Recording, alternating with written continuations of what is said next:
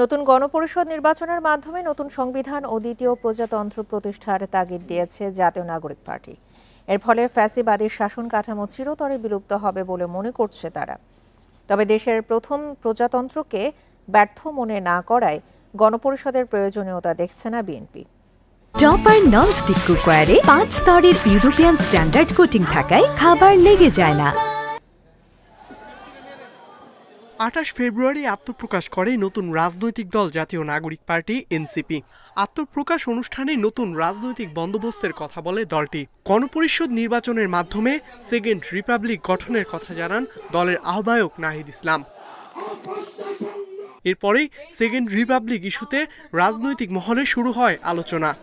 NCP নেতাদের দাবি ৭১ পরবর্তী যে সংবিধান তা কলঙ্কিত হয়েছে। প্রথম রিপাবলিকের হাতে গণহত্যার রক্তের দাগ, এবং সেটি আপনারা দেখবেন ৭২ থেকে ৭৫-এর রাজনৈতিক নেতাকর্মীদের হত্যা করা।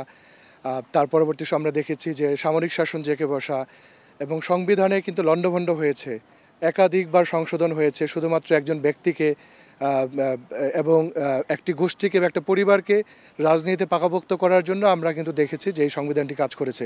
গণপরিষদ নির্বাচনের মাধ্যমে যারা সংসদ প্রতিনিধি হবেন তাদের কাছে নতুন সংবিধান প্রণয়নের জন্য ম্যান্ডেট থাকবে। এই অভ্যুত্থানের জনগণের আকাঙ্ক্ষা হচ্ছে এমন একটি সাংবিধানিক কাঠামো নির্মাণ করা যার মাধ্যমে জনগণের অধিকার প্রতিষ্ঠিত হবে।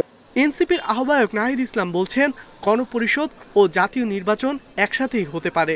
সামনে যে জাতীয় নির্বাচন সেটি গণপরিষদ নির্বাচন এবং একই সাথে সংসদ নির্বাচন আকারে করা যেতে পারে, সেই দাবিটাই আমরা জানাচ্ছি। এবং এইটার ফলেই কেবলমাত্র আমাদের যে পুরানো শাসন কাঠামো এবং সংবিধান সেটি পরিবর্তন করে আমরা নতুন বাংলাদেশ বিনির্মাণ করতে পারি।